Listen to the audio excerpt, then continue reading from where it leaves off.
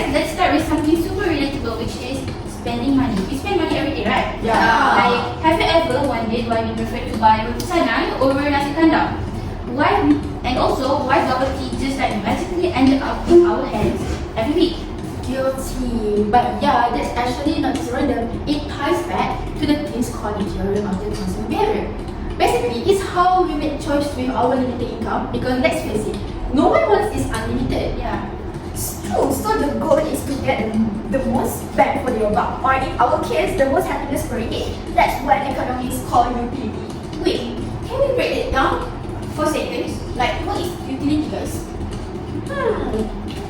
Sure. So utility is a fancy word for satisfactions. We are got utility, which is the full happiness you get from the consumer something, and the marginal utility, which is the extra satisfaction from getting one more of that thing. Oh, okay, like your first plate of nasi lemak. Have it. That's total utility, right? Then you go for a second plate. Still tasty, but not quite as satisfying, right? That's originally utility, and utility is not more you have.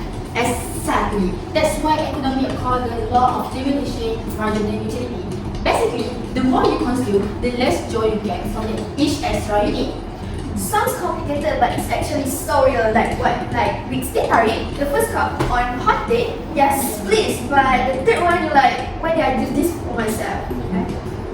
We have all been there, but it's not just food. It's animated for everyday choices, especially the people in group who have tighter budget. Every ringgit counts. Yeah, for them, it's not just about spending. It's about survival. They need to make sure every purchase gives them real value. Do you agree? Yes! Very. Even for the M40 and utility, we have the change. Like the M40 might balance between needs and wants, while the T20 sometimes they spend on trends or lifestyle. Okay guys, let's think about the Korean skincare on the latest iPhone. Some people buy it because of the quality, but some of them because of peer pressure on the social media influence. So whether it's nice, thinking or saving for concert tickets, we are doing a bit of economic thinking every day. We are trying to stretch our ringgit without even realizing it. Yes, exactly. And up next, we're going to talk about how people find their sweet spot. It's a concept called consumer equilibrium. You won't want to miss it, guys. Alright, we have to talk about utility. Basically, how much happiness we get from the stuff we buy. Yes. So here's the question. How do we know if we are spending our ringgit in the right way? I love this part. It's all about called customers equilibrium. Think of like finding your spending zone, where every day is spent bring you to the same level of satisfaction across different things. Exactly. Like if more ringgit you spend on roti canai, give you more joy then you spend more ringgit on the curry. What would you do? If me, I'll grade another roti. As you eat more, the joy is level up. And that's when you hit equilibrium. Okay, guys, like, for example, in Malaysia, where prices can change depending on where you are, it gets even more interesting. I mean, like, have you ever paid 6 ringgit for a normal nasi lemak, which that serves like a cup of nasi, sambal, anchovies, and hard-boiled egg, and then you can get it at 2 ringgit at Kedah? Wow, What a yeah, this is so, oh my god. Okay, but seriously, it's like your wallet enters to a different dimension. But that's why understanding equilibrium is important, especially when you are stretched your budget. Alright guys, let's forget about income level. The B40 groups, they are making choice. They prioritize essentials like rice, egg, and transport. Meanwhile, the T20 might be deciding between the sushi or steak. Guys, totally different ball games, right? Yeah. I wish I am 20. Yep. Yep. Whether you're reaching your pennies or swiping your premium card, it's not about spending more, it's about spending smart. Maximize your joy, not your bills, okay? Exactly, that's why people compare prices, skip branded items, or choose to cook at home. Yeah. It's not about being cheap, but I think they are being more strategic. A little frugal, a little fabulous. So next time, if you find yourself between bubble tea and fried chicken, ask yourself, which one giving you more happiness per day? Because that's the real win. Okay, I'll keep that in mind. Okay guys, coming up next, we will dive into how Malaysians earn their income and why there's such a big difference in what people take home at the end of the month. Spoiler alert, it's not about just about working hard. Next.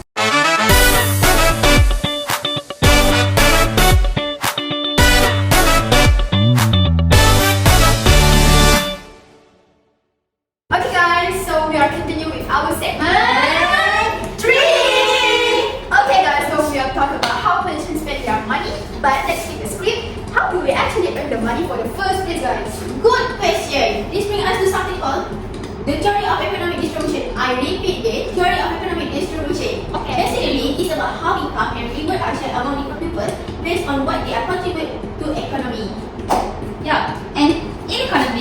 that contribution usually comes from four things.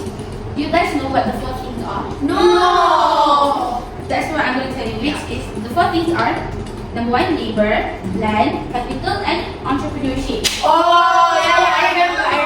Alright, okay. Most of us rely on labor, aka working, for income. That is what called is wages. Do you guys know who works? Our parents. Yes. Of course, our parents. And wages in Malaysia, they can vary a lot. Like, did you know someone with a TVET certificate say automotive repair could earn more than a diploma holder working a fight with lower income? Really? God. Like, wait, seriously? That's actually kind of counting. So it's not just about your qualification, it's all about how well you your skill are the job market. Exactly. But we also have to look at foreign labor. In sectors like agriculture or construction, the high number of foreign workers can lower wages for workers because there's more competition. And then there's location. People working in KL or Penang usually get paid more. But that doesn't always mean they're better off. I mean, have you seen the rent in KL lately? Oh my god, it's it's really expensive. Yeah. Bad, that's bad. That earning 2,500 in the city is not the same, bro, as earning 2,500 at a small town. The cost limit totally changed the value of a wage. Oh my god, that was minimum wage for me.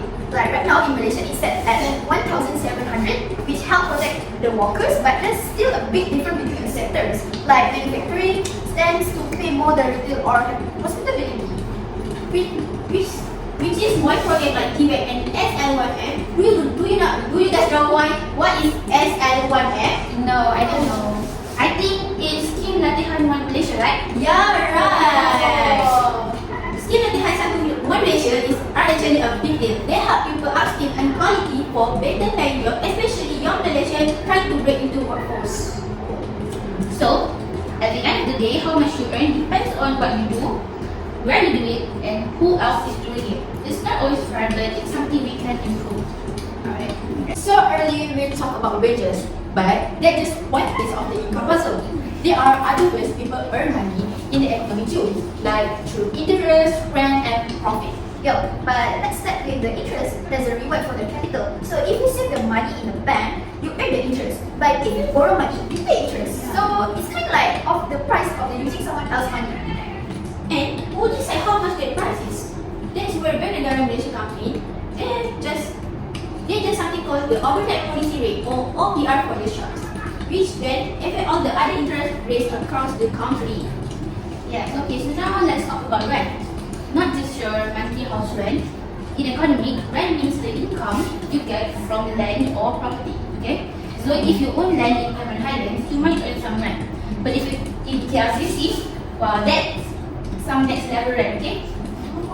True, it's not just land. Rent can include shop lots, houses, or even cars and equipment. The more in demand the location or asset, the more you can change. The extra income is called economic rent. And then we have got a profit, which is the entrepreneurs earn. Their normal profit, which is the bare minimum to keep a business going, and then their economic profit, which is the actual gain after all costs are covered. Do you guys know these companies like Grab and Shop also usually involve economic profit? They are in it for growth. But ultimately companies like Petronas might focus more on normal profit because they also serve national growth and long-term sustainability. So while wages affect most of us directly, things like interest, rent, and profit are what shape the broader distribution of wealth in Malaysia, especially among businesses, investors, and landowners. So it's all connected, right? Yeah. Whether you're earning a paycheck, collecting rent, or running a startup, these are all the ways people get a reward from what they contribute to the economy. Oh, okay, now I understand.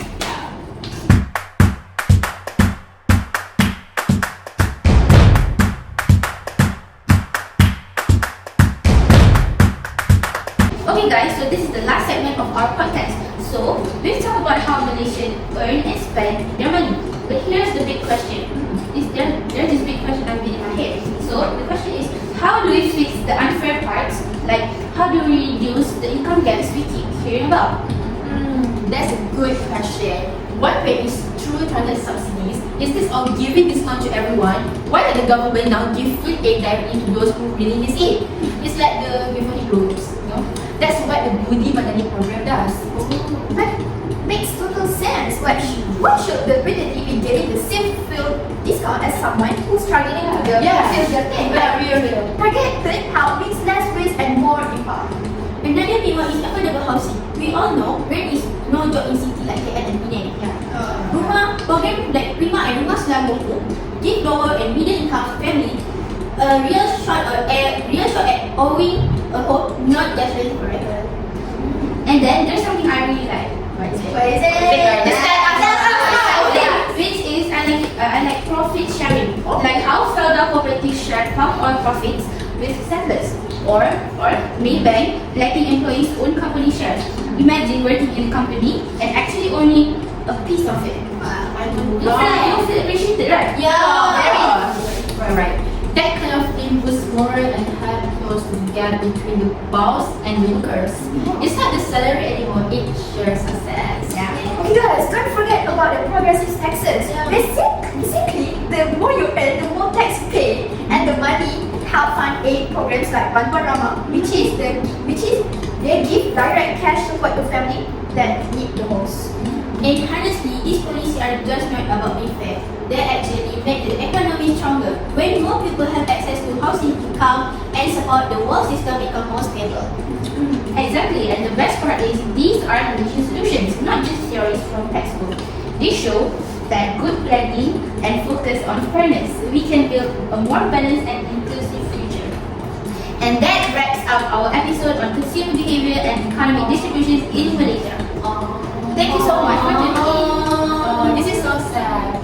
We hope you have learned something useful, whether it's about why you try to send to China or how government policies can help bridge income gaps. Okay guys, remember economy is not just about the charts and numbers, but it's about everyday choices, real people, and real impact. If you enjoyed this episode, don't forget to share it with your friend, classmate, or even your